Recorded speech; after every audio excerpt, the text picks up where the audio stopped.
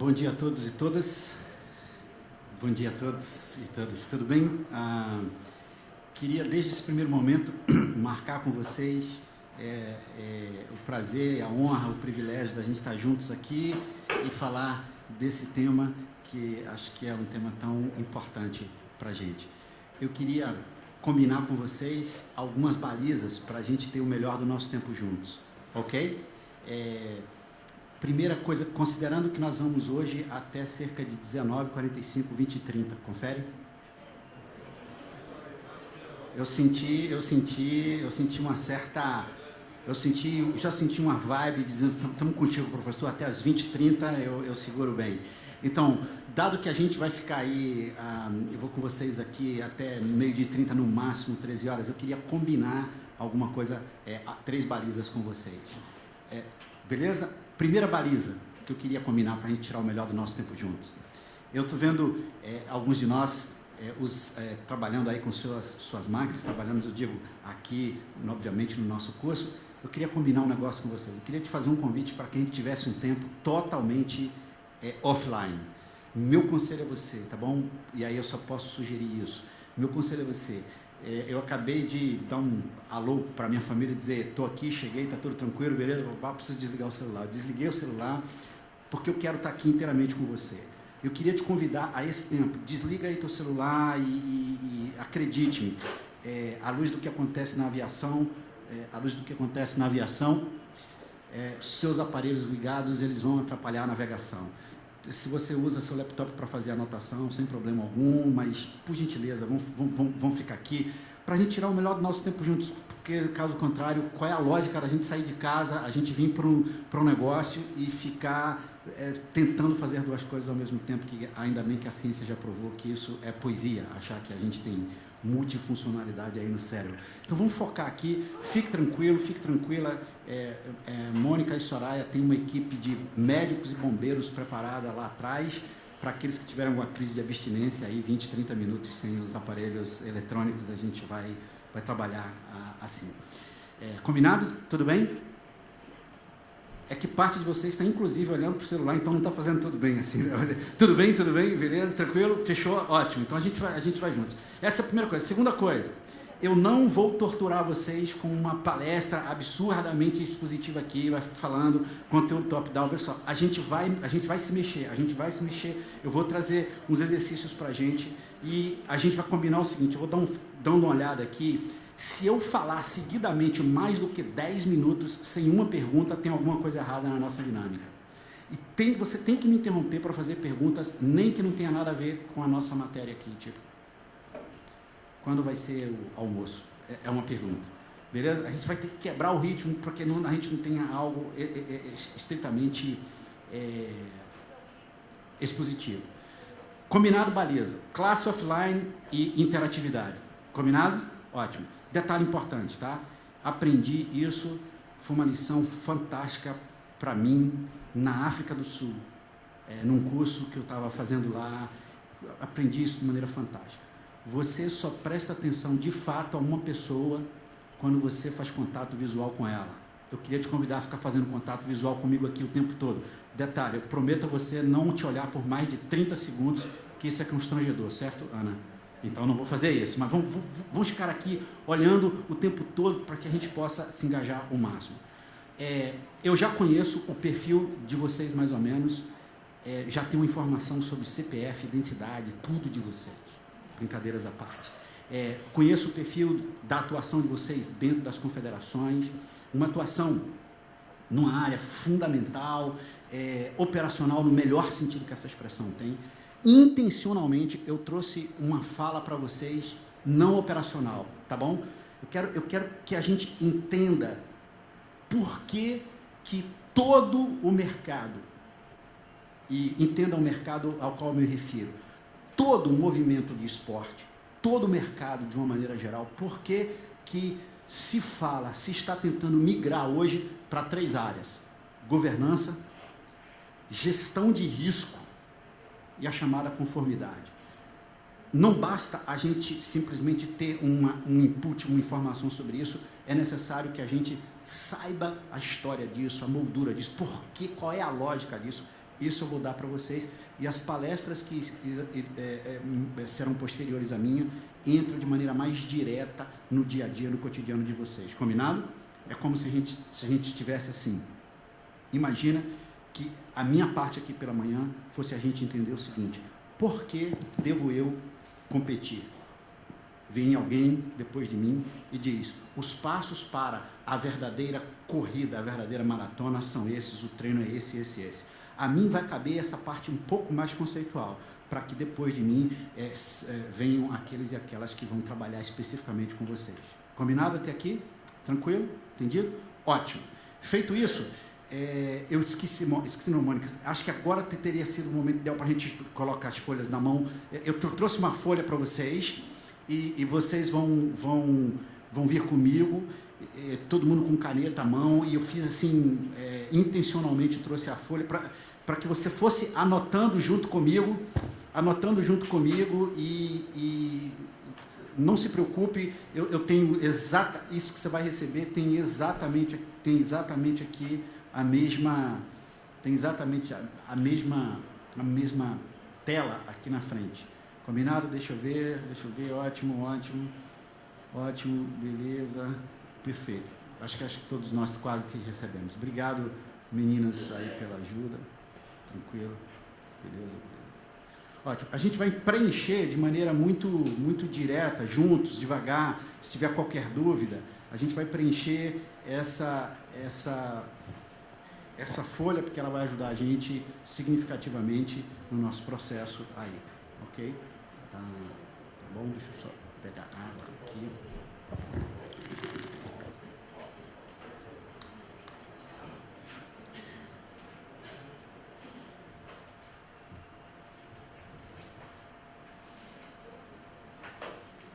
Beleza? Ótimo, tem aqui. Desculpa, gente, tomar esse nosso tempo. Beleza? Combinado? Alguém sem? A gente tem aqui à frente Nádia. Pronuncio correto? Nádia. Rogério, Cristina, basquete, esgrima, canoagem, boxe, remo. A gente tem ali Tiago Wisniewski, como eu pronuncio? Wisniewski, perdão. É russo, Tiago? Oi? Polonês, ótimo. Desportos no gelo. A gente está falando de hockey, por exemplo, também. Que outro?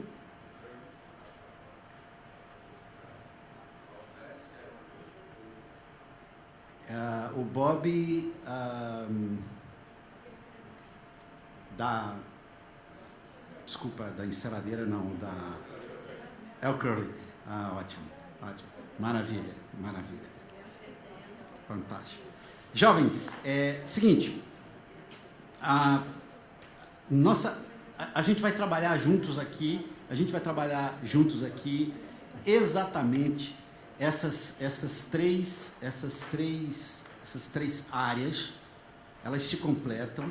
Há um movimento hoje, e eu digo para vocês, é um movimento, digamos, mundial, de organizações, sejam elas de que caráter for, para tentar aprimorar sua governança, gerir riscos e chegar aqui no chamado compliance, que nada mais é, traduzido para o português, do que conformidade, ok?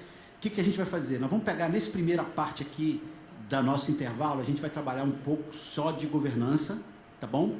E no intervalo, depois do intervalo, melhor dizendo, a gente dá uma olhada aqui em risco e conformidade, ok?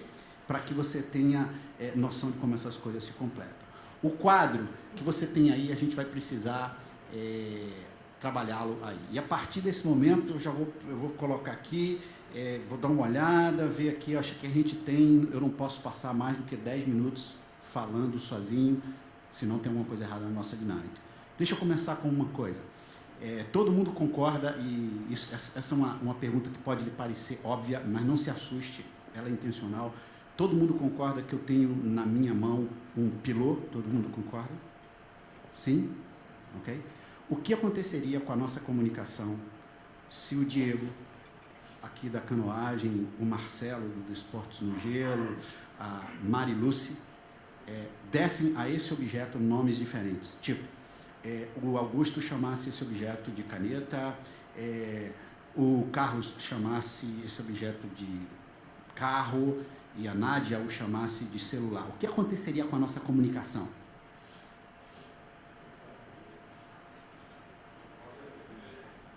Haveria divergência.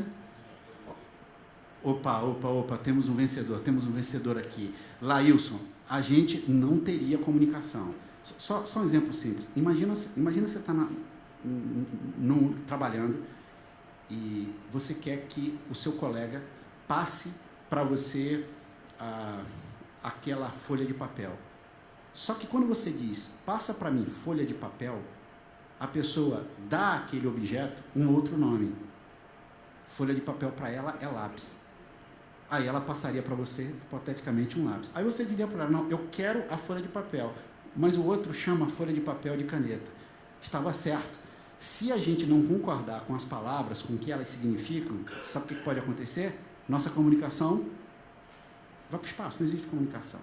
Se não vejam que a gente precisa concordar com uma palavra aqui nessa manhã, para a gente entender tudo que a gente vai falar. A gente precisa concordar com o significado da palavra valor. Para isso, deixa eu te contar uma história. Moro nessa cidade bela, porém perigosa. Vivo aqui porque acho que gosto de viver perigosamente. E há cerca de alguns anos atrás, bastante tempo atrás, a cidade vivia uma sensação de insegurança muito semelhante à que a gente vive hoje. Os mais antigos aqui sabem do que eu estou falando.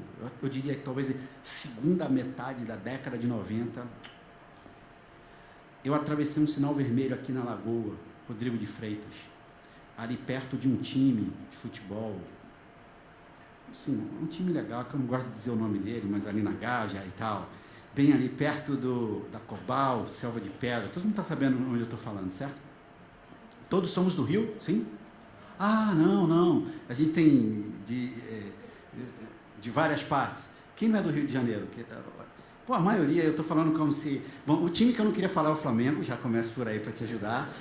Segundo, o lugar que eu estou falando é a Gávea, que é um bairro aqui fantástico do Rio de Janeiro. Lagoa Rodrigo de Freitas, meu cartão postal preferido aqui do Rio de Janeiro. Eu atravesso um sinal vermelho numa área que, se você atravessasse mais assim, tarde da noite, que era mais ou menos 11h30, ela é uma área um pouco mais erma, mais desértica. E aí um policial me para à frente e ele me parou e falou, boa noite, doutor. Já me chamou a atenção a maneira assim, elegante como ele me tratava e, via de regra, no cotidiano, as pessoas parecem descuidar um pouco da forma mais clara de falar e tal, notadamente aqui no Rio de Janeiro, a gente, uma linguagem muito cheia de gíria e tal, mas ele não, ele me impressionou nos primeiros momentos pela elegância como fez a abordagem a mim, e mais do que isso, assim, falava claro, bonito e tal. Boa noite, doutor, tudo bem? Eu falei, tudo bem. Ele falou, o senhor viu que o senhor atravessou um sinal vermelho? Eu falei, eu vi, oficial, é que eu estou com febre, dor de cabeça, de fato estava, estou querendo chegar em casa cedo, mais cedo e tal, mas o que eu não quis dizer é que eu não queria ficar parado no sinal vermelho, tipo, 00:30, naquela área, que já era uma área considerada as outras áreas não seguras do Rio, uma área segura. E aí, falei, eu estou com um pouco de dor de cabeça, febre, de fato eu atravessei o sinal vermelho. Ele olhou para mim e falou, o senhor sabe que existe multa para isso? Eu falei, eu posso imaginar. Ele falou, o senhor sabia que a multa é cara? Aí eu falei, não, mas eu posso imaginar que a multa seja cara. Aí ele falou assim, mas doutor, essa noite não precisa terminar de maneira muito dramática, assim, eu li multando, não é verdade? Aí, àquela altura, Nádia, não pense que eu falei o que eu vou descrever para vocês com essa tranquilidade que eu estou falando aqui, não, porque eu fiquei morrendo de medo. O meu corpo logo deu sinais do meu medo, coração acelerado, estômago frio, e eu quase que tremendo. Encontrei forças, não sei de onde, olhando para ele e baixando os olhos. Eu tenho por hábito conversar com as pessoas, olhando os olhos, sempre guardando a sequência de 30 segundos. E aí, mas eu não consegui olhar para ele, porque eu estava com tanto medo. E aí, eu falei para ele, talvez cansado com essa coisa da corrupção do país e tal, sei lá. e pela aula que eu dou e tal, eu olhei para ele, baixava a cabeça e falei assim: oficial, com todo o respeito que eu lhe devo, não pensem que o tom de voz estava nessa tranquilidade, não. Com todo o respeito que eu lhe devo, oficial, e, mais ainda, eu lhe devo respeito dobrado, porque o senhor é um ente do Estado na minha vida. Tivesse a minha esposa do meu lado naquele momento, ela me cutucaria e falaria: para de dar aula para as pessoas, cara. Especialmente num momento como esse.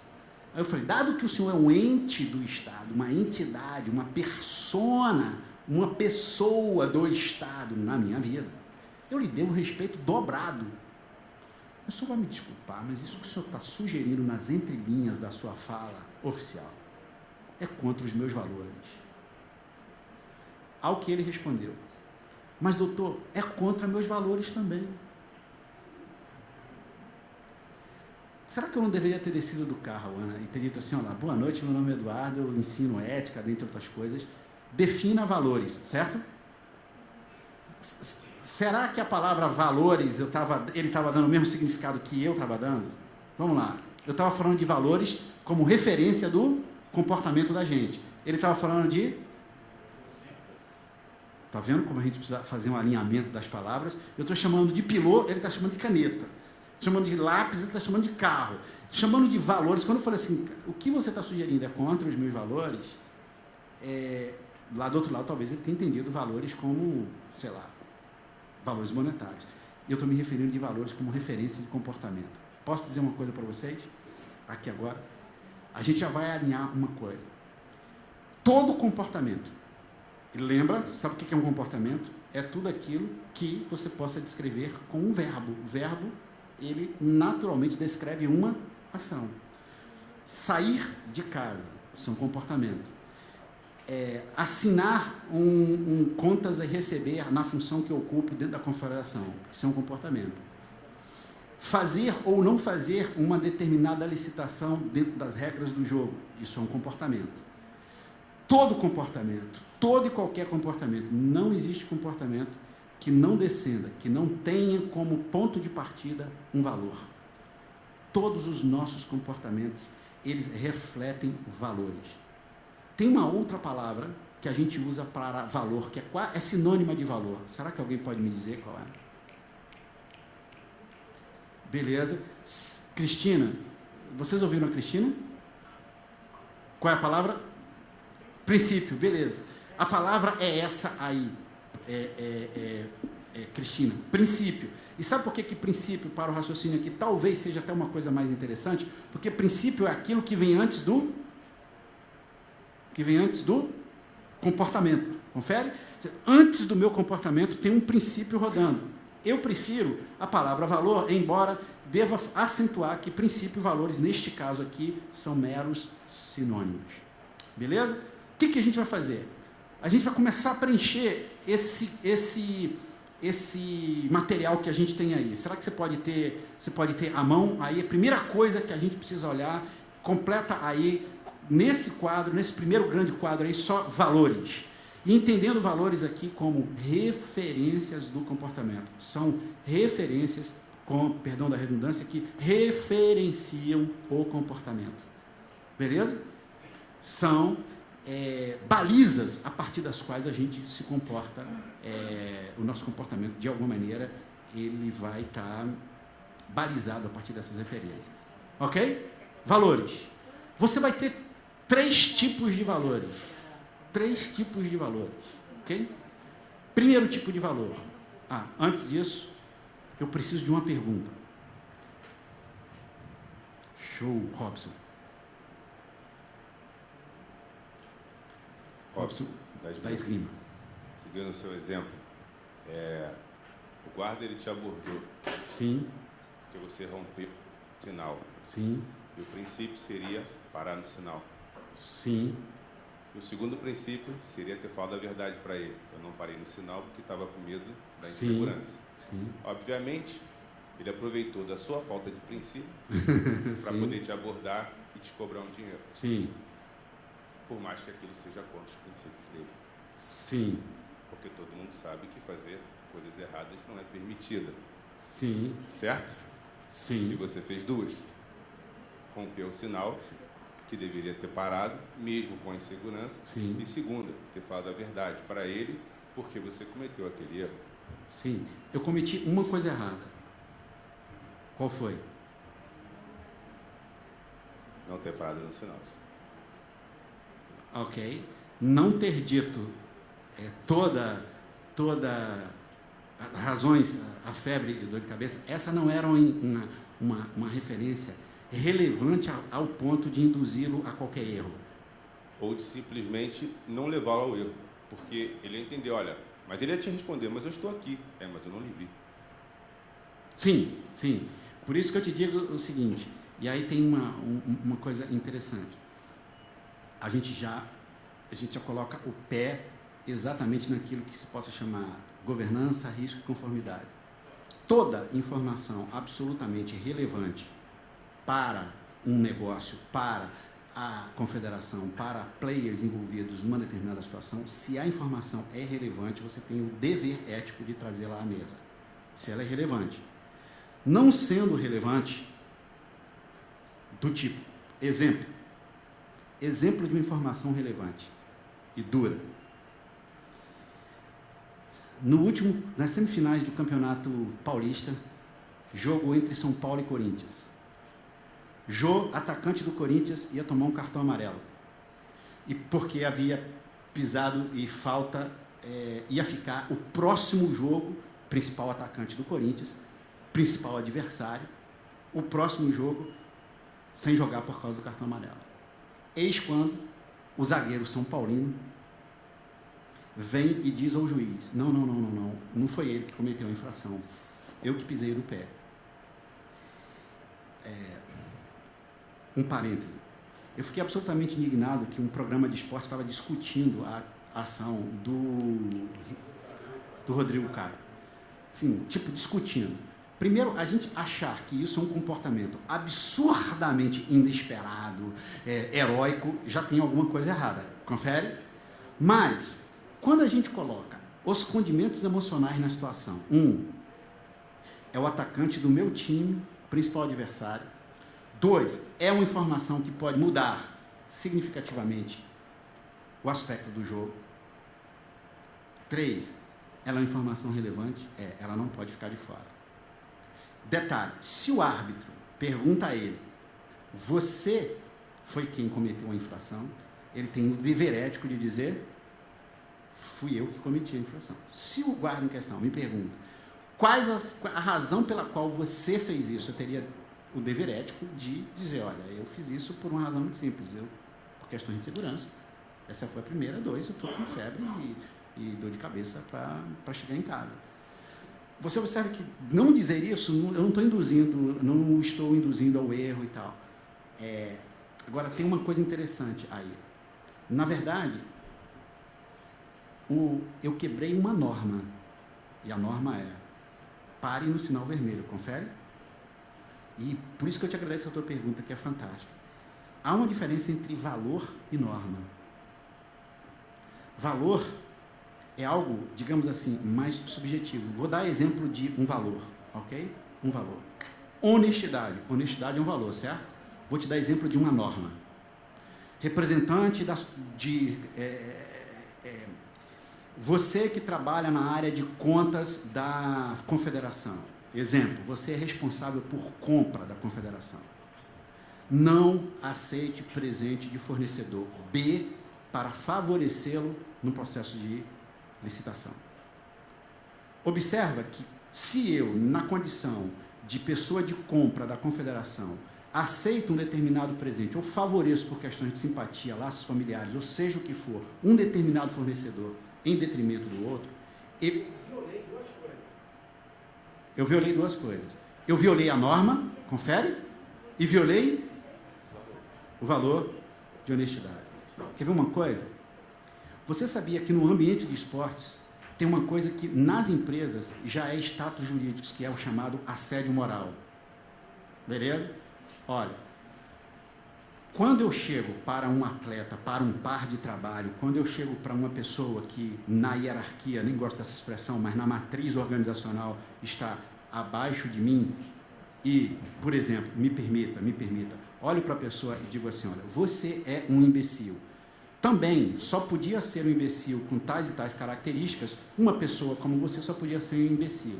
Observa que se você não tem no estatuto, nos marcos legais da organização, qualquer coisa relacionada àquilo, você quebrou um valor do respeito, mas você não quebrou uma norma daquela organização. Está claro o que eu estou dizendo? Exemplo, se a confederação, tome-se a Confederação de Desportos no Gelo, que eu estou aqui bastante encantado com ela. Se a Confederação de Desportos no Gelo tem lá no seu código de ética, como a gente vai ver na questão de conformidade, tem lá no seu código de ética, dizendo, nós rejeitamos veementemente o assédio moral, e assédio moral significa isso, isso e isso, e se houver assédio moral dentro da organização, quem cometeu será sumariamente demitido. Você meteu a norma. Mas essa norma, sabe o que ela quer refletir? Qual o valor? Ela quer refletir o valor do respeito, que é um valor. No meu caso, eu quebrei uma norma, claro, quebrei ali a norma e eu tinha razões significativas. O que aconteceu? As normas, elas precisam ser inteligentes, porque senão elas perdem do cotidiano. Hoje, no Rio de Janeiro, eu já não teria quebrado aquela norma, porque você já tem determinadas áreas onde eu tenho a permissão não direta de ultrapassar. Detalhe importante, é muito ruim viver dentro de uma organização, por favor, entendam a palavra, não é ela derrogatória, com normas burras, não é verdade? Você tem que cumprir normas, mas as normas poderiam ser um pouco mais inteligentes, as normas poderiam ser um pouco mais adaptáveis à realidade, sim, sem dúvida. Mas te agradeço.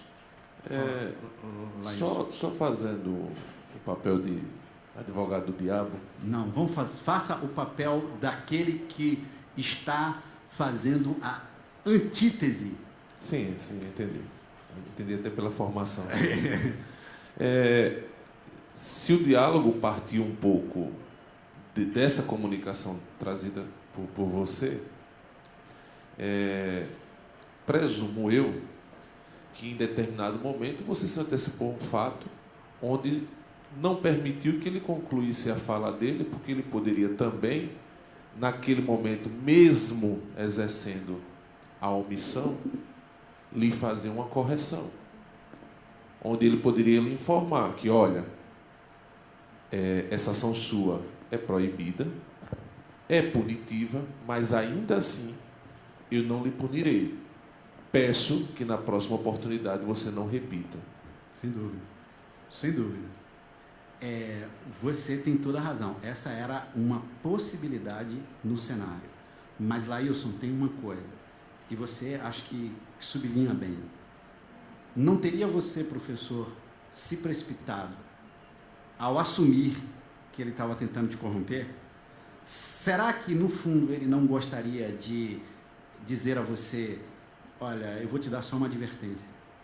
Fantástico, Laílson. Você tem razão. Mas você já reparou que comportamentos mais seguros são aqueles baseados em dados do passado? Confere, imagina que você saiba que dos 100 aviões que saem do Santos Dumont para Congonhas às 10, mais ou menos 85 caem. Que horas que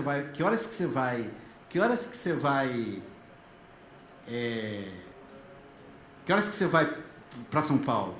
Fora do horário das 10. De 100 policiais que param você neste horário, com essa expressão, eu diria quase poética. Quase poética. Não precisamos acabar a noite tão dramática assim, eu te multando. Dos 100 policiais, eu diria para você que a possibilidade era muito alta. Mesmo assim, eu poderia ter dado uma chance. Mas talvez, eu acho que todos nós vivemos aqui, né? E eu só queria ilustrar para a gente não gastar muito tempo nisso, mas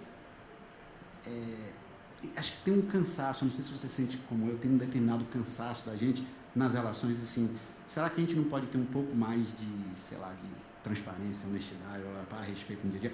E talvez esse cansaço nos leve a determinadas precipitações, eu reconheço. Mas eu acho que talvez ele tivesse mais disposto a a um outro arranjo e menos disposto à advertência. Mas, pela lógica fria, sem dúvida alguma. Excelente, excelente. Vou avançar. Valores. Você tem 3 tipos de valores. Você tem 3 tipos de valores. Valor número 1, ou valor, natureza de valor número 1. Você tem os chamados valores éticos. O que são valores éticos? Valores éticos são todas aquelas referências que nos ajudam a discernir o certo e errado, o bem e o mal. Aquilo que é bem e mal, aquilo que de fato é certo e errado.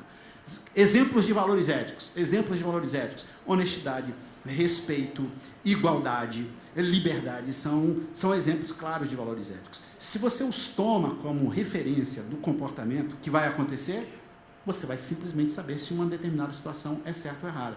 Vamos fazer um teste. Vamos simplesmente fazer um teste que eu acho que ele já apareceu aqui. Pergunta a você se é certa ou errada a seguinte atitude. E a gente vai votar, combinado? Certa ou errada a seguinte atitude. Suponho, eu vou criar uma situação que não tem a ver com o trabalho de vocês, beleza? Suponha que eu seja presidente da Confederação de Futebol Interplanetário, só Marte e Vênus, beleza? Não da Terra. Sou presidente dessa confederação. E suponha que eu tenho sido eleito nessa confederação, ela não tem modelos de governo muito avançados, processos eleitorais muito mais seguros. Suponha que eu tenha sido eleito por questões políticas, beleza? Estou ali. E suponha que eu tenha, evidente, verba pública advinda, enfim, das instâncias públicas para o patrocínio, para a efetiva realização das atividades daquela confederação futebolística Marte e Vênus. Suponha mais. Suponha que eu, da lista de fornecedores, 3 fornecedores se perpetuam durante 15 anos seguidos e eu recebo sempre algo por fora nos contratos. Vamos juntos, vamos à votação. Esse comportamento meu, Eduardo, presidente da Confederação Futebolística das Galáxias, ele é certo ou errado?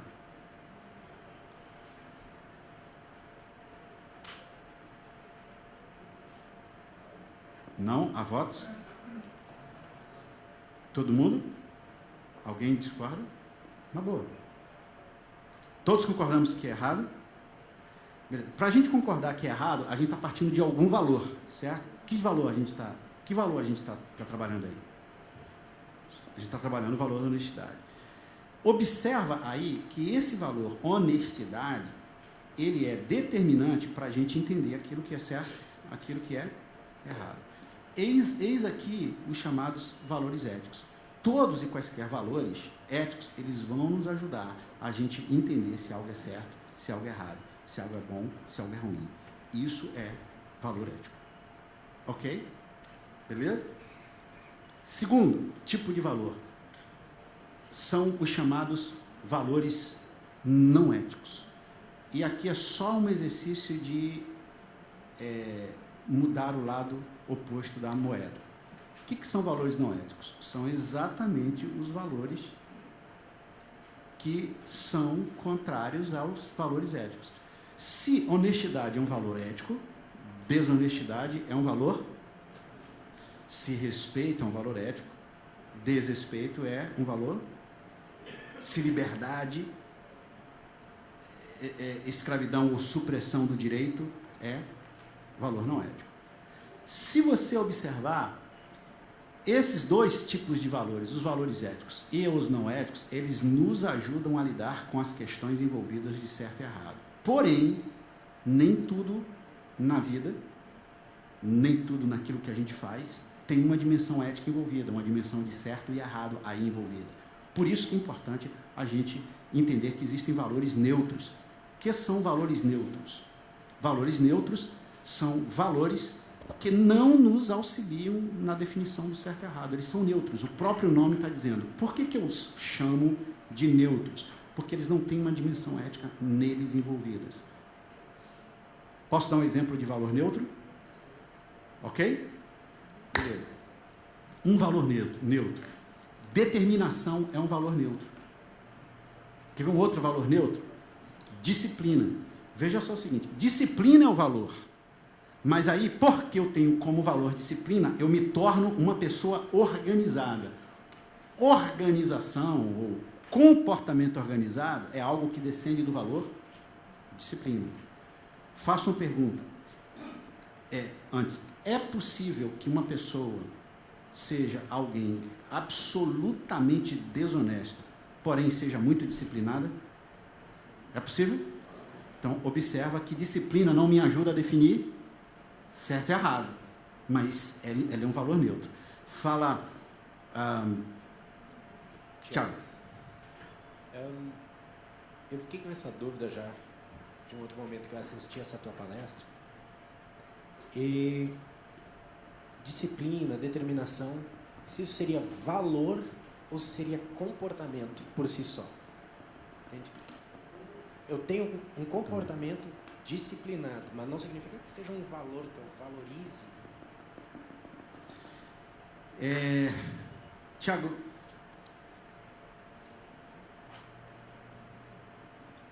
tem uma vizinhança, tem uma ligação tão próxima entre essas duas coisas que, de fato, elas podem se confundir. Eu acho que você coloca uma pulga atrás da minha orelha. Você lança uma dúvida aqui no meu argumento. Por questões de honestidade intelectual, eu tenho que admitir isso.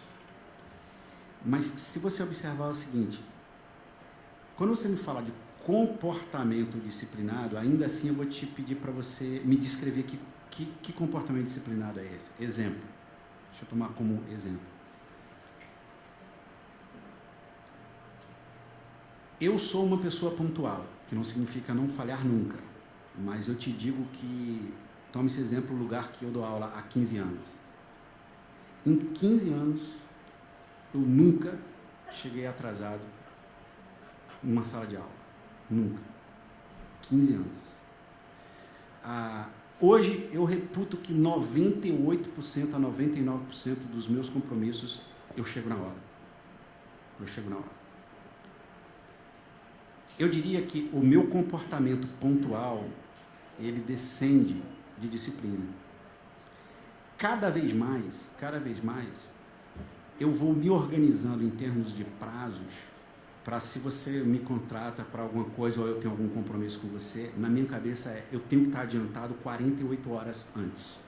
Meu prazo é quinta-feira, eu organizo a minha vida, olho a minha agenda, jogo quantidade de horas, digo, se eu não alocar quantidade de horas, esse comportamento organizado, ele para mim descende de um valor disciplina. Embora você tenha colocado a pulga atrás da orelha, eu tenho uma tendência de olhar a disciplina como um valor. E aí você diz assim, mas disciplina é um valor ou comportamento disciplinado? Mas eu poderia dizer de todos os outros, determinação, comportamento determinado. Analisando assim essa mesma explicação que tu deste, eu acho que não seria disciplina o valor, mas a responsabilidade, a fidedignidade com aquilo que tu te dispões a fazer, né? Então, pontualidade é um comportamento que decorre do valor de responsabilidade, algo nesse aspecto. Tiago, eu acho que você acabou de botar mais vitamina na pulga que você colocou atrás da minha orelha. Ela só cresceu. Eu acho que você tem muita razão. Fala, meninas. Você tem muita razão. Eu relativizo aqui o que eu estou te dizendo em função do que você está colocando. Porque eu acho que me dá a sensação de que você está colocando uma coisa melhor do que eu estou falando. Mas aí eu faço só uma pergunta antes de vocês duas falarem. Está todo mundo entendendo? A coisa mais importante para mim aqui, está todo mundo entendendo a correlação entre valor e comportamento? Ainda que o Tiago tenha mais razão do que eu esteja colocando, porque eu acho que ele tem. Deixa eu pensar direitinho e depois a gente volta. Se ele tiver mais razão do que eu estou colocando, eu não só vou trocar o que eu estou dizendo, eu não só vou usar o que ele está dizendo, e ainda vou dizer que fui eu que cheguei a essa conclusão sozinho. Beleza? Tiago, show de bola, mas para mim a importância essa relação, Tiago, valor e comportamento. Então, quando você fala que o seu valor é disciplina, eu acredito que no caso você queira chegar no horário pela consideração que você tem pelos outros. Isso. Então seria, o valor, ao meu ver, seria a empatia e não a disciplina. Então, empatia não, porque simpatia é o ato de tentar me colocar no lugar do outro.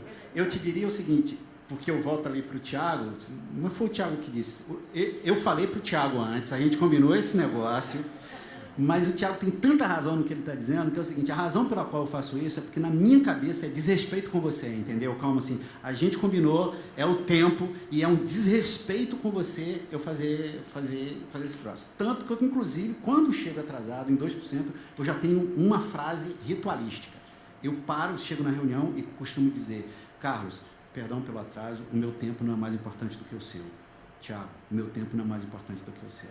A concepção de que, de fato, que história é essa? Assim, o meu tempo não é mais importante do que o seu. E se você pega o mesmo ônibus que eu, se você enfrenta o mesmo trânsito que eu, se você enfrenta os mesmos problemas que eu, exceto situações de emergência, qual é a lógica de eu efetivamente ter uma relação com você onde eu facilite isso? Valeu, Tiago. Débora. Primeiro... Débora, cuidado que tudo que você disser eu vou pegar para mim e dizer que fui eu. Não, primeiro, perdão pelo atraso, meu tempo não é mais importante que o seu. Débora, valeu, show. Apesar de não ter a disciplina como meu forte, acho que é importante agregar isso. Agora, eu acho só que a questão do Tiago é o que eu estou entendendo um pouco, eu vou meio que agora fazer um advogado do diabo aqui. Faça essa expressão, porque o advogado do diabo é sempre aquele que num diálogo está fazendo a antítese. A gente só faz síntese assim, né? Quando tinha uma tese, ele foi lá faz a antítese. Isso, a questão é que eu acho que, quando você fala em disciplina, eu acredito que seja valor mesmo, que qualquer coisa que você venha a ser uma ação em decorrência da sua disciplina, que é o seu valor, aí seria o comportamento. Eu entendo comportamento como agir com disciplina. Então, no caso de disciplina, e eu quero agir com esse valor, aí eu tenho chegar cedo, ter foco no estudo, prestar atenção em alguma coisa, quer dizer, tudo o que vem decorrente desse valor para mim seria comportamento. Show. Débora, muito obrigado. Eu estou aqui, assim, feliz, e eu tô tendo que ter um controle emocional muito grande, porque a coisa que eu mais queria era mergulhar nessa discussão mais de ordem aí filosófica, mas eu estou aqui gerindo o tempo para a gente poder avançar. Mas a coisa mais importante para que eu queria mostrar duas coisas. Eu estou tentando estabelecer a relação de valor e comportamento. Está claro para todo mundo? 2, eu estou tentando mostrar que determinados valores, eles não necessariamente fazem de uma coletividade algo mais ético. Está claro o que eu estou dizendo? Tipo, seja disciplina valor ou não, seja determinação valor ou não, o que eu posso dizer é o seguinte, desculpem aí o argumento mais gráfico, digamos assim, no PCC, que é uma organização criminosa hoje, há graus de determinação, organização, disciplina dentro daquela organização, eu posso ter, na máfia, um grau de gestão de processos, gestão de pessoas. Eu posso ter um ferramental absurdo à minha disposição, só que isso não faz daquela organização algo mais ético. Por favor, aqui agora venham comigo para uma coisa.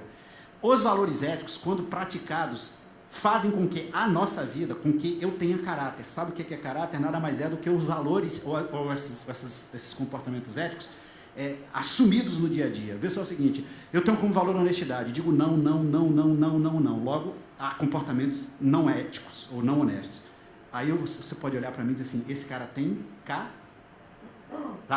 Ele tem caráter, porque a soma dos seus comportamentos indica que ele é um ser capaz de agir de maneira virtuosa nos diversos contextos que ele está.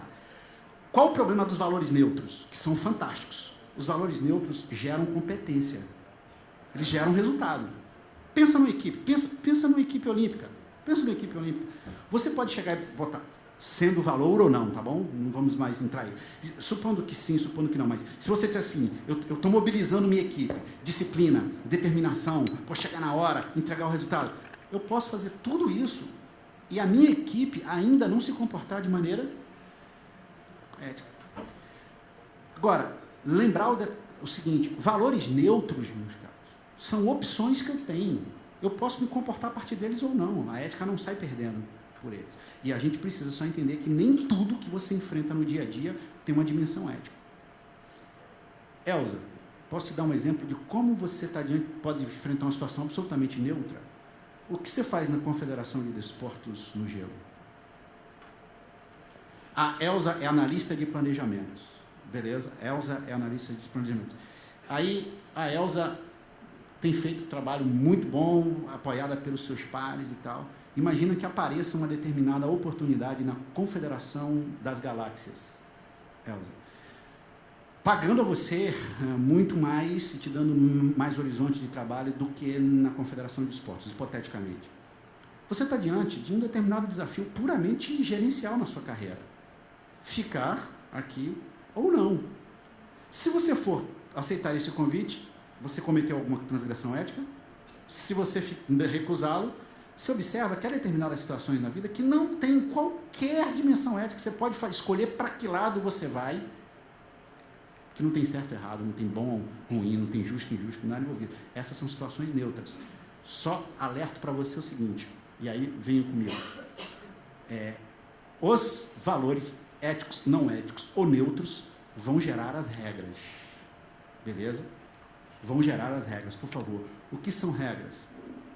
Regras são um conjunto de normas que regulam o comportamento, o que tentam regular o comportamento das pessoas ou das organizações. Regras são um conjunto de normas que tentam regular o comportamento das pessoas ou das organizações. Só lembrando um detalhe de vital importância, tá bom? Se as pessoas fossem capazes de se comportar a partir de valores éticos, a gente precisaria de regras? Não. E aí, nesse aspecto, por favor, olha a relação. As regras mais inteligentes são aquelas que pegam os melhores, pegam os valores éticos, e aquelas que pegam os valores neutros, igualmente, os valores neutros que podem gerar as melhores regras possíveis. Essas regras aqui, por elas eu demito alguém, por elas eu processo alguém, por elas eu tomo medidas que são legais. Eu não posso tomar medidas legais com pessoas que apenas quebraram valores éticos, mas eu posso tomar medidas legais contra pessoas que quebraram as regras estabelecidas, as normas assim estabelecidas. Beleza? Só, desculpa o raciocínio mais óbvio, se eu fui preso, pode saber que eu fui preso não porque eu quebrei o valor da honestidade. Eu fui preso porque o meu comportamento foi caracterizado, tipificado como crime diante da lei. Embora, para a lei dizer que aquele comportamento é crime, ela teve que partir do valor. Confere? Beleza? Mas, que são stakeholders? Stakeholders, e só para a gente agora lembrar, coloca ali, você vai ter o seguinte, os valores são valores éticos, não éticos ou neutros, esses valores geram regras, e as regras, elas vão, de alguma maneira, elas vão modular o comportamento dos stakeholders. No papel de vocês, esse quadrinho stakeholder está no meio de uma porção de quadrinhos, 2, 3, 4, tá bom? Todo mundo conseguiu se achar? Você vai ter, e como a gente não tem tempo de entrar na polêmica, mas vamos lá. Você vai ter o seguinte, você vai ter dois tipos de stakeholders. Quem são os stakeholders? São públicos relevantes ou pessoas interessadas. Literalmente, stakeholder é aquele que carrega um interesse, aquele que carrega uma aposta. Beleza? Aquele que carrega um interesse, aquele que carrega uma aposta. O stakeholder, você vai ter dois tipos, como você está vendo aí. Qual o primeiro que está aí na tua coluna? Primários. Quem são os stakeholders primários? São aqueles, no caso da sua confederação, sem os quais a confederação, se eles desaparecerem em 24 horas, ela acaba. Ela acaba. Em 24 horas, ou em 10 dias, ou uma semana, ela acaba. Exercício número 1. Lista um grupo de stakeholders primários aí, da sua confederação. São aqueles que são muito diretos. A confederação deles precisa, de maneira direta, bem direta. Tudo que você faz os afeta de maneira direta. Quase que você toma uma medida e eles são afetados 24 horas, 48 horas, uma semana. É muito direto. Ele é primário. Ele está muito perto, ele está muito perto. Dá uma olhada, dá uma olhada. Veja se você... Quantos quadrinhos tem aí, Débora? 5. Veja se você consegue achar 5. Veja se você consegue achar 5. Tá beleza? 4. Ótimo. Veja se você consegue achar 4 ou 5. Dá uma olhada.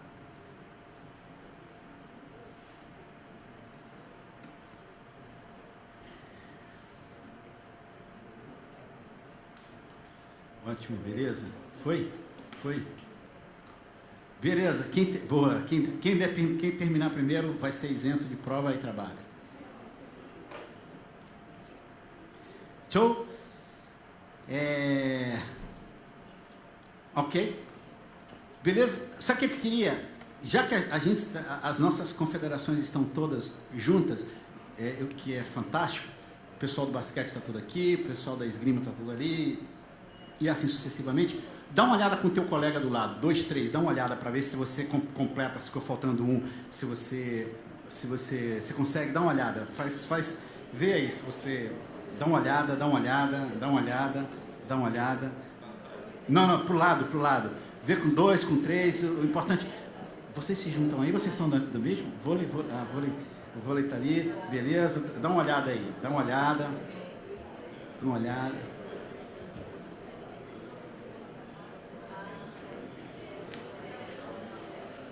Deixa eu ver se a gente consegue. Levantamento de peso, está ali, ótimo. Fechamos aí? Lá atrás. CBDA.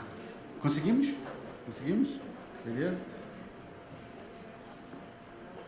Essa é a minha... Só tem do tênis vocês dois? Essa é a minha confederação preferida. Desculpa, o meu esporte preferido. Observa o detalhe. Federação Brasileira de Tênis ali. Gente, todo mundo. Você vai ver que talvez os primários sejam quase que universais. Deixa eu dar uma olhada aqui. Vai me citando assim. Não precisa... atletas, vai me citando rapidamente. Vai só pipocar. Não precisa nem... Atleta, técnicos, federações... Olha, o Valdir Araújo, da Confederação de Hipismo, diz que os cavalos são stakeholders primários. Sem dúvida alguma. Vem cá, tecnicamente eu poderia considerar o cavalo como atleta? Beleza, ele entra como atleta, certo? Os atletas, que no caso da Confederação de Hipismo, ressalte-se, tem graus de sofisticação maior do que em outras. E aí, observe, atletas, funcionários públicos internos, federações, técnicos, colaboradores, stakeholders primários. Oi? Público, eis aí uma discussão. Público é primário, segura aí. A gente entrou nessa discussão anteriormente. Você está vendo a outra coluna? A coluna é de stakeholders secundários. Quem são os stakeholders secundários? São públicos importantíssimos, mas eles só não são, digamos assim, eles não afetam total e diretamente a confederação. Eu até seria quase dizer o seguinte, não é que você não precise deles, mas você, por exemplo, você atleta. Sem atleta, a confederação não existe. Confere? Beleza? Sem atleta, a confederação, de alguma maneira, não existe. Stakeholders secundários são players importantíssimos. Só que você não precisa necessariamente deles para existir. Claro, a grande questão, o público, o fã do esporte, ele é o quê? Ele é o meu cliente, eu sobrevivo sem esse cliente, tem essa discussão aí de fundo. Oi? É um pretenso praticante, mas assim, eu preciso dele como eu preciso do atleta agora, eu dou. Por isso que é importante fazer comparativo, então aí eu posso até jogá-lo para os stakeholders secundários. Stakeholders secundários. Lembrem, tem stakeholder secundário que é tão importante, que quase ele se confunde com o primário, porque ele é muito importante.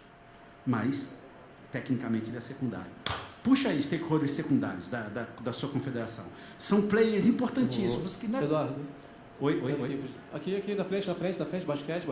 Ah, Rogério, valeu. É o pivô, por causa da altura.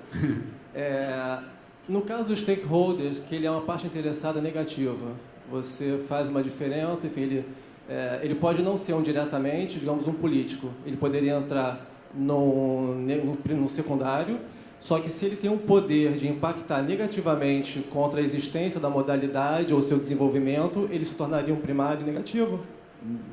Não, político não é um stakeholder primário, ele é um stakeholder secundário. Independente do poder que ele tenha de influência? Independente do poder de influência, porque a regra de corte é o seguinte: você precisa dele para existir. Entenda, se você diz assim, sim, eu preciso, eu estou dizendo assim, é porque você está falando de uma deformação. Me explico. Se eu precisar de um político para indicar alguém na minha confederação violando, por exemplo, um processo eleitoral dentro dela, você está me descrevendo uma deformação. Está claro que Não, eu estou pensando numa situação financeira que a política resolva tirar da gente recursos. Ele é um stakeholder secundário, só tem que ele é muito importante. E nesse caso, como secundário, porque todo stakeholder, seja ele qual for, ele tem um potencial de trazer coisas positivas e coisas negativas. Atleta, público interno, fornecedor, todo mundo tem o potencial de ser positivo ou negativo. O grande problema é, sabe quem são os stakeholders mais perigosos? Aqueles que têm mais competência, têm mais poder e não têm caráter. Esses são os mais perigosos. Sejam atletas, fornecedores, o que você achar. Grau de poder associado a incrível competência desassociada de comportamento virtuoso, esses stakeholders têm poder exclusivo. Sou técnico da sua confederação, sou técnico do basquete. Imagina que o meu processo decisório fosse completamente não virtuoso, de escalação, de uma série de coisas. Eu posso prejudicar uma equipe, certo? Eu posso comprometer resultados. Eu sou um stakeholder primário que te trouxe um impacto negativo. Político, você possa colocar governo, ele é um stakeholder secundário, com potencial positivo ou negativo. Todo mundo? Me dá exemplos de stakeholders secundários aí nas confederações. Fala, querida. Mídia. Fortíssimo. Patrocinador. Patrocinador é primário ou secundário?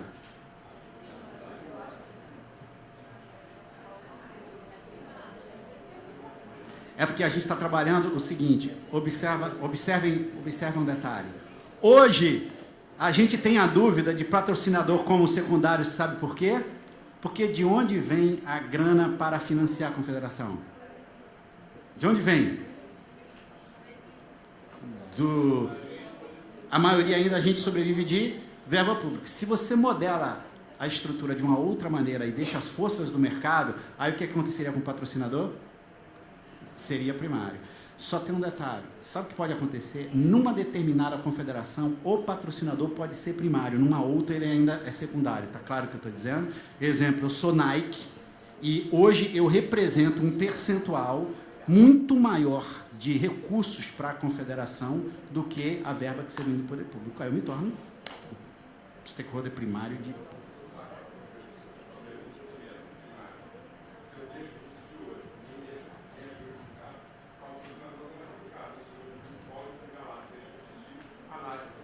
A Nike continua existindo. Né? Então eu não entenderia... Não, mas então deixa eu me fazer entender melhor. Não é que se eu deixar de existir, o stakeholder vai ser prejudicado. Não necessariamente ele será prejudicado. A linha de corte é, eu não preciso dele para existir visceralmente. Se ele vai ser prejudicado ou não. Sabe por quê? Eu quebrei a Confederação Intergaláctica. Quebrei. O que acontece? Aqueles jogadores, aquelas equipes se organizam e sobrevivem sem mim. A regra não é prejudicar, é que fazem a sua própria competição. Ótimo. Deixa eu só fazer uma pergunta para vocês e deixa eu acompanhar aqui. A gente tem patrocinador total. Alguém colocou família de atleta aí? É um stakeholder secundário forte? Posso voltar, por exemplo, do Maicon, lá do zagueiro do Corinthians? Sabe o que ele disse do comportamento do Rodrigo Caio? Disse assim: se o comportamento do Rodrigo Caio foi certo ou errado, é uma questão de consciência de cada um. Se o Maicon aceitasse a sugestão de uma aula minha, o comportamento do Rodrigo Caio não foi uma questão de consciência. Então não é uma questão de dizer foi certo ou errado. Você tem baliza objetiva para dizer que é certo ou errado. Não depende da minha consciência. Correção número 1. Segundo, ele disse assim: mas eu prefiro que seja a mãe do meu adversário que esteja chorando em casa do que a minha. Eu não tive como não fazer uma leitura emocional interessante. A projeção que o atleta tem de carregar a família, o herói da família. Aí eu criei, estou falando isso porque esse texto está fresco, eu terminei de escrever, eu criei a seguinte situação: se Maicon chegasse em casa e dissesse assim, mãe, ganhamos o título, e ela dissesse assim, Maicon, eu não vou te dar parabéns, meu filho, porque não há honra numa vitória fraudada. O melhor presente que você pode me dar não é um título conquistado a qualquer custo. O melhor presente que você pode me dar são vitórias com base no mérito e no devido esforço. Porque tem um detalhe: eu nunca consigo achar tempo para escrever um artigo que seria o seguinte: a família de quem se beneficia de enriquecimento ilícito, por exemplo. Eu brincava com a Confederação Brasileira de Tênis. Meu esporte de paixão é tênis. Ontem, com medo de chegar atrasado, terminei desligando a televisão mais cedo, mas acompanho de maneira muito direta o esporte.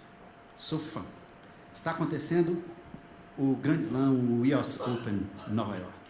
Se eu chegar hoje à tarde e disser para minha mulher, meu amor, arruma as malas, porque amanhã nós vamos de business class, $4.500 cada passagem. Comprei um box seat lá na ponta da quadra. Pacote, $7.500. Fique tranquilo, que além da gente não vai para Nova York de Animal Class, 9 horas ali atrás.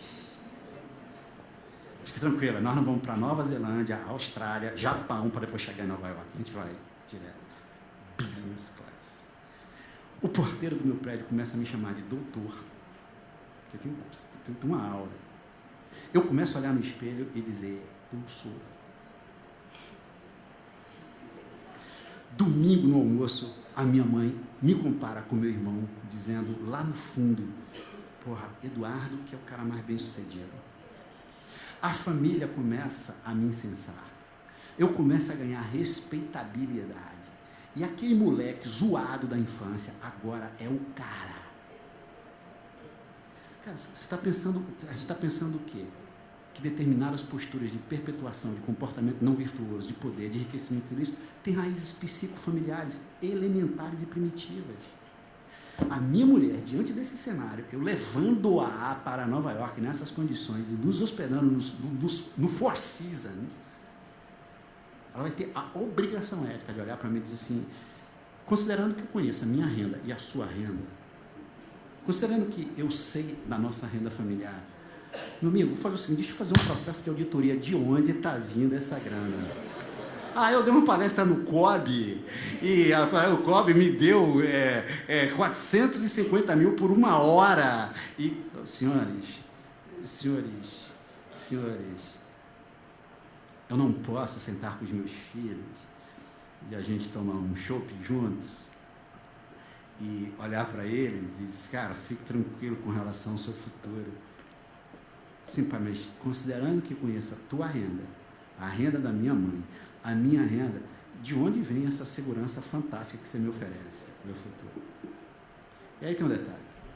Quando essa coisa ética entra no tecido relacional, se, por exemplo, tenho coragem, me perdoem a referência pessoal, numa célebre conversa com meu filho, eu olhei para ele e falei assim, meu filho, o seu sucesso ou o seu fracasso não me interessa. Não é este o ponto da nossa relação. O ponto da nossa relação está num outro aspecto. Está relacionado, eu preciso sempre continuar olhando para você e dizer, você é uma pessoa da qual eu me orgulho, cara. No momento em que esse negócio se desfaz, Michael chega em casa e diz, mamãe, eis a minha vitória. Eu prefiro que a mãe do adversário chore do que a minha. Michael, eu entendo a sua fala. E sabe por que você disse isso, Michael? Porque é uma pressuposição de fundo de que o esporte é uma área da vida sobre a qual ética não incide. Tem uma lógica própria. Lo fez com a cabeça, abre aspas, e com a mano de Deus. E você sabe como é que a mídia chamou este gol do Maradona? O gol do século. Eu tenho uma sugestão. A trapaça do século. Por quê? Invocando a minha formação. Se Deus tem mão, certamente aquela não era a mão de Deus. Porque Deus, creiamos nele ou não, tenhamos como referência ou não, isso é a liberdade de cada um, Deus, no nosso imaginário, é uma pessoa que nos transcende e que dele se espera um comportamento mais elevado do que o nosso. Ora, um Deus que burla as regras do jogo, dando a Maradona e logo aos argentinos, me desculpem a brincadeira, um título em cima da Inglaterra, em que pese, olha como o comportamento não virtuoso nunca está desassociado de determinadas histórias. Foi, sobretudo, uma vingança à invasão britânica às Ilhas Malvinas. Então, a trapaça do Maradona tem detalhes de Estado, diz assim, cara, vocês nos roubaram o território, eu roubo a Copa de vocês. A questão é que numa sociedade onde eu me roubo, porque você me rouba, porque eu tenho que te roubar, que você me rouba, a gente cria um país chamado intergaláctico, cara. A gente ganha um país chamado intergaláctico. Senhores, postas estas coisas, faço-lhes uma pergunta. Você pode imaginar a quantidade de stakeholders que está envolvida numa confederação? Com interesses? Quantos interesses tem um só? Um stakeholder só? Um só. Dezenas. Agora, se nós não temos tempo, se nós fôssemos contar quantos stakeholders, ou melhor, quantos interesses existem nos múltiplos stakeholders, a gente chegaria a um grau absurdo. É por isso que há, então, um detalhe importante. Agora aqui começa a haver um movimento mundial de entender o seguinte: toda e qualquer coletividade nada mais é do que a junção de stakeholders. O que é uma coletividade? O que é uma confederação? É a composição, é a soma de stakeholders primários com stakeholders secundários. Isso é uma coletividade. Pergunta é, qual é a melhor forma de governo para atender os interesses desses stakeholders? Evidentemente, alguns stakeholders terão mais poder do que outros, confere? Tendo poder, uma coletividade, no caso uma confederação, pode tender a sofrer a influência de um stakeholder mais do que o outro. Agora, quanto mais concentração um stakeholder tiver com relação aos outros, mais em termos de tendência, esse stakeholder vai usar o poder ou a posição que tem para modelar todas as relações e o governo da organização de uma maneira que satisfaça os seus interesses e não os interesses de toda uma coletividade. Por isso é que se fala do seguinte, por favor, dê uma olhada, e aqui agora você pode vir, e você tem três valores aí embaixo, que a gente está escolhendo esses valores do grupo de valores éticos. Por isso que, de alguma maneira, tem se buscado transparência, equidade e responsabilidade, e isso só reforça o argumento lá do Tiago. Transparência, equidade e responsabilidade. Transparência é um valor ético, confere? Sabe o que é transparência? Sabe qual é a melhor definição de transparência? É transaparecer. Disclosure. A cortina estava fechada, eu abro a cortina e trago à luz aquilo que precisa ser visto. Detalhe importante. Não há como temer transparência quando o meu comportamento é virtuoso. Não há. Eu posso defendê-lo em qualquer instância. Em qualquer instância. Por mais que eu resista a coisas assim bem simples e tal, mas tem aquela regra absolutamente simples, que é: eu não sei como se constitui a sua relação familiar, não sei se você mora sozinho, sozinha, se você tem um grupo de pessoas que moram com você, mas o fato é que todo mundo tem um grupo de pessoas, seja essa configuração debaixo do mesmo teto ou não, todo mundo tem um grupo de pessoas para a qual você, de alguma maneira, respeita, ama e quer ser respeitado. Se na mesa com essas pessoas você não puder dizer aquilo que você fez, o que eu fiz, evidentemente a gente tem um problema de transparência. E nesse aspecto tem um detalhe importante. Quanto mais você é amado, respeitado e admirado por um grupo de pessoas, quanto mais gente você tem nesse círculo, mais isso vai te protegendo de ações não transparentes. Observa, transparecer. Equidade é um valor que significa, que está relacionado a mérito, ok? Que dá a cada um que cada um merece. Não temos tempo de entrar, mas o que não é subjetivo, o que cada um merece, sim, mas existem graus de objetividade aí. E aí, meus caros, a equidade, ela não suprime direitos, ao contrário, ela garante direitos. E a chamada responsabilidade. Eu sou responsável pela informação que eu dou, eu sou responsável pelo ato e posso ser responsabilizado por isso. O que acontece? Por favor, anota aí.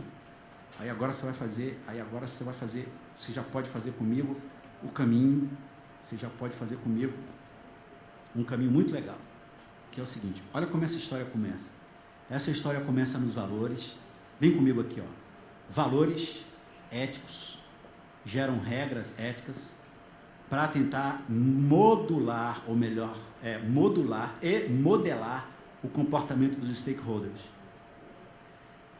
3 da lista de valores éticos têm se sobressaído com relação a todos os outros: transparência, equidade, responsabilidade. Esses 3 valores têm sido responsáveis por uma constante revolução de pensar a governança de uma organização. O que é a governança de uma organização? Um conjunto de regras que definem o governo daquela organização. A confederação que você faz parte e a que hoje representa, ela é uma organização. Essa organização, ela tem um grau de governo. Essa organização, ela tem uma maneira de ser governada. A questão a saber é se esta governança que a sua organização tem, essas regras que modelam o governo da confederação dentro da qual você trabalha, essas regras, elas estão alinhadas, sintonizadas com as melhores regras e práticas que a gente já tem hoje estabelecido. Não é só no mercado. Já hoje se pode falar dentro do mundo esportivo. Você tem nesse aspecto, e aí fico extremamente livre para colocar isso, confederações com um grau de governo mais avançado do que outro. Até porque são confederações maiores em termos de número de colaboradores, há confederações ainda muito pequenas e tal. Tudo isso é absolutamente natural, mas tem um detalhe importante a ser percebido. Quanto menor for uma confederação, quanto mais simples ela for, as suas entidades parentais, os seus líderes, notadamente, deveriam aproveitar essa realidade ainda incipiente e imprimir nela, porque talvez não tenha grandes resistências do que se poderia ter numa confederação maior e já mais complexa, a melhor e as melhores práticas de governo. Nesse aspecto, eu fico absolutamente livre para dizer a vocês, porque eu não conheço o tamanho da confederação de vocês, mas eu quero dizer a vocês o seguinte: quanto menor for, não pense que o COB, esse tipo de palestra, é algo que está muito intergaláctico para a sua realidade. Não. Ao contrário, quanto menor for a tua confederação, mais esse tipo de palestra aplica-se à tua realidade. Sabe por quê? Porque você tem a oportunidade de criar essa modelagem já do início, porque tentar mexer nela lá na frente com as múltiplas forças que já existem dentro dela, torna-se algo muito, muito mais complicado. Sabe por que eu estou fazendo esse sinal? Que eu já dou essa palestra e outras aqui, e já sinto que o COB é minha casa. Nunca ouvi, verbalmente nunca ouvi, mas aí pode ser lá minha Laílson, minha, de novo, precipitação, quem sabe, vejamos. Mas às vezes dá-me a sensação, numa fala ou outra nas entrelinhas, que assim, cara, esse negócio é sofisticado demais para o que a gente está vivendo. Não é sofisticado demais. E aí me permita, eu falo isso com todo carinho, governança, falar de governo, de risco, de conformidade, é algo que se aplica tanto à Confederação Brasileira de Vôlei, quanto à Confederação Brasileira de Bolinha de Gude, que ainda não existe. Eu sou um candidato a atleta a essa modalidade. Ou a Confederação Intergaláctica de Futebol. Não existe, não é um papo para grandes, médios ou pequenos, é um papo para todos. O que a gente precisa saber é como é que eu meço uma forma de governo. Para isso, a gente tem o CAGE na sua 8ª edição, cujo tema que recorta é exatamente governança dentro das organizações esportivas, inclusive com uma ferramenta de rating definida pelo mercado que ajuda você a medir o grau de governo da organização. E aqui estão algumas dicas muito, muito, muito simples, e eu te deixo você aí para você fazer as devidas anotações. Uma boa forma de governo está relacionada aqui, ó. Quanto mais você tiver uma Assembleia Geral, cujas regras de convocação, de formação, descendam dos valores transparência, equidade e responsabilidade, melhor. Quanto mais a Assembleia Geral refletir as normas aqui, mais o teu governo está bom. Quanto mais, e aí eu paro em Assembleia Geral, paro aqui, e no meu relógio eu estou em 10 horas e 29 minutos. Nosso intervalo é às 10h30 e a gente retorna? 10h50. A gente retorna 10 horas e 50 minutos. Para os que são de fora do Rio de Janeiro, anota aí, isso aqui é Rio de Janeiro, parceiro, a gente é pontual.